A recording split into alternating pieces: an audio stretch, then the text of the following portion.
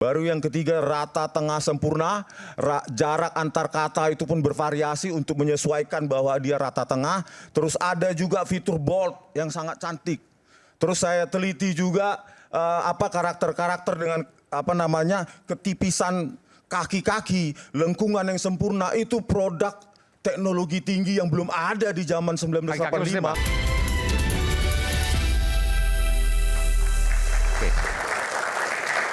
Saya minta produser untuk tampilkan skripsi Pak Jokowi. Skripsi ya, bukan ijazah, skripsi. Yang 4 lembar tadi kalau nggak salah. Nah oke, ini adalah skripsi yang difoto langsung oleh Dr. Rismon. Oke, Rismon PhD. Ya, langsung dari UGM, dan ini adalah data primer, artinya asli skripsi yang tertulis Pak Jokowi. Ini ya tulisan Pak Jokowi ya, Joko Widodo. Tapi tanggalnya kosong, betul ya? Dan Anda meyakini bahwa skripsi ini adalah palsu. Tadi 3 kali saya tanya. Iya, berdasarkan kajian ilmiah. Jadi di samping tadi tanggal. Kalau skripsinya palsu, Anda menyatakan bahwa ada korelasi, ada hubungan. Kalau skripsi palsu, pasti ijazahnya palsu. Silakan Anda jelaskan. Kalau skripsi palsu, lembar pengesahan palsu, buatan masa depan yang teknologinya tidak ada di 1985, maka bisa dipastikan skripsi itu palsu. Oke, ini misalnya center semua, center. Ya, seseorang, ya Pak, tidak bisa megang sarjana itu kalau tidak lewat skripsi. Kita lihat atau tidak ijazahnya Pak Joko Widodo, ya hanya melihat seperti itu, skripsinya seperti itu, maka yakin palsu, wajib palsu. Dan Anda punya kesimpulan kalau skripsi palsu, ijazahnya pasti palsu.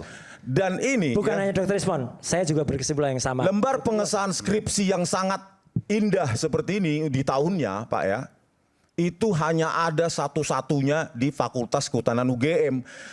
Kita bisa cari di MIT, di UCLA, ya, atau tempat lain yang negara-negara teknologi tinggi. Itu masih pakai IBM Electric Typewriter tahun itu.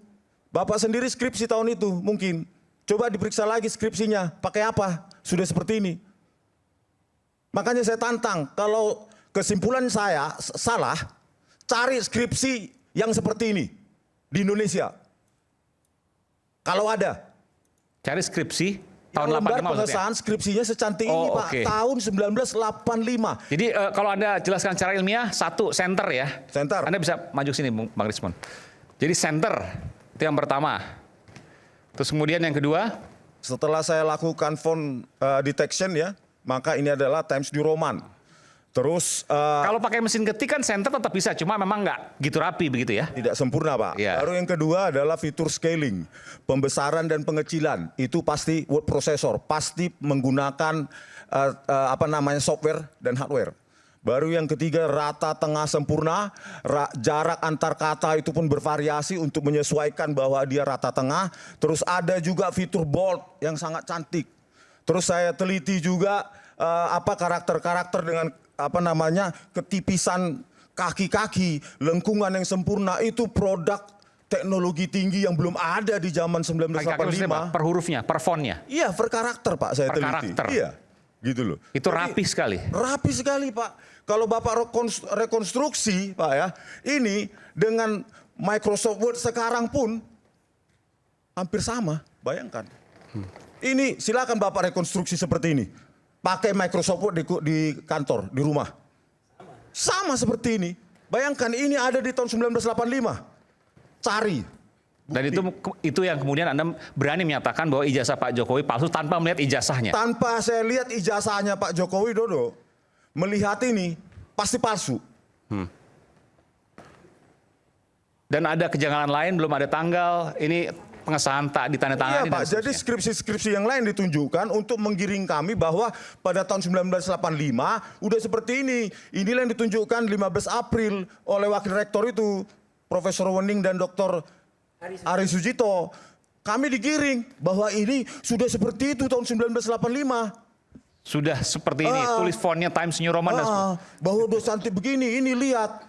Di mana Pak, dicetak, di Perdana katanya. Kok bisa secantik ini tahun 1985? Nggak tahu. Jawabannya nggak tahu. Terus di sini tulisannya tesis. Tesis ya, betul. Bayangkan Pak, terus tadi skripsinya Suharman. Iya. ini tanda tangan orang yang sama itu berbeda. Makanya saya bilang UGM harus bertobat, bukan karena kami nggak sayang, karena kami sangat sayang dengan alma mater kami. Lah, Jadi gini Aiman ya, saya izin. saya jawab ya, abang dulu nanti baru abang. Aiman ya. Ini untuk menjawab ini saya jawab dengan peribahasa. Mikrofon ini. Ya, saya jawab dengan peribahasa ya. Ya. Orang yang memiliki panci, ya, yang dilihat semua hal itu Bang. adalah Ya. masakan. Oke. Apa yang ingin saya katakan? Ya, ini peribahasa ini menunjukkan keterbatasannya. Ya, saya sepakat bahwa kita melakukan penelitian dan sebagainya bebas, ya, sepakat. Tapi ketika sumber datanya itu fotokopi, ya, kita tidak lihat originalitasnya, keasliannya. Bagaimana kita menyimpulkan bahwa itu barang palsu? Ya, itu satu. Yang kedua, terkait dengan kehadiran saya di sini diundang sebagai kuasa hukum pelapor ya, Mas Aiman ya. Nah, yang dilaporkan ini kan tindak pidana penghasutan. Ya, ini saya biar masyarakat juga tercerahkan ya. Jadi ada rentetan peristiwa ya, tindakan para terduga terlapor di Polres Jakarta Pusat ini ya, yang menyebabkan orang lain terhasut untuk melakukan tindakan pidana. Nah, laporan itu secara resmi sudah diterima. Nah, untuk itu saya ingin katakan bahwa keyakinan teman-teman terlapor bahwa apa yang dilakukan benar, ya. Bahkan tadi misalnya kayak kata Mas Roy ya, UGM bisa salah. Mungkin Mas Roy nggak bisa salah. Ya, boleh jadi. Makanya kami ya klien kami ingin menguji, ya kan, di Polres Jakarta Pusat. Kalau tidak salah, ya bagus, ya kan? Itu membuktikan. Tapi setidak-tidaknya ingin saya katakan, dari sekian proses ini, bahwa laporan kami telah diterima secara resmi oleh Polres Jakarta Pusat.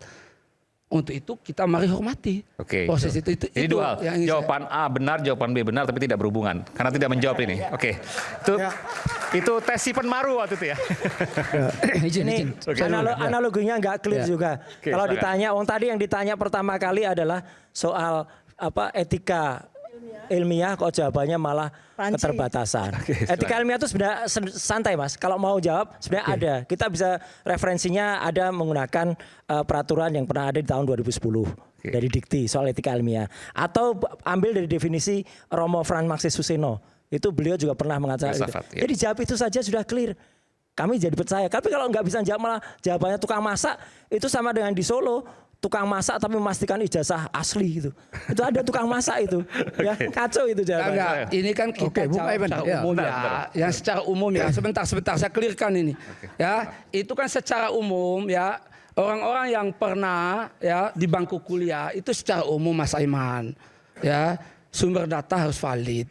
Ya itu aja etikanya kan. Itu saya sampaikan secara umum. Itu loh. Nggak perlu lah, itu kan pengertian apa segala yang disampaikan. Oke, Bung Aiman. Nggak penting itu. Bang Respon, Dr. Tifa dan Mas Roy, yang kalian jelaskan ini menurut saya dia akan bermanfaat jika diverifikasi di depan pengadilan, proses penyidikan dan pengadilan baru.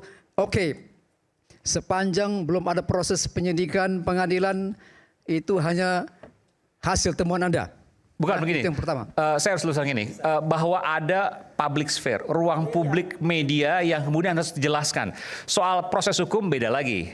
Ya. Bahwa pilar keempat demokrasi adalah media, media adalah clearing house, dan untuk itulah rakyat bersuara hari ini Pak Eman, menyatakan saya hari ini luruskan bahwa ya. kita sebentar Pak. Tambahkan Pak, sudah ada laporan oleh tim TPUA Desember 2024, itu saja diproses oleh Barreskrim, lalu kita buktikan di pengadilan. Nggak, kita nggak bicara soal hukum dulu, kita Bang bicara Rizwan, soal tunggu proses bagaimana pengadilannya. masyarakat bisa terjelaskan bahwa media punya fungsi clearing house untuk meluruskan informasi apa yang terjadi di media sosial dan kemudian inilah forumnya. Jadi kalau sampai dikatakan bahwa nanti saja proses hukum, nanti saja di proses hukum, justru yang masyarakat butuhkan adalah bukti dari kedua belah sisi. Kita kembali saat lagi.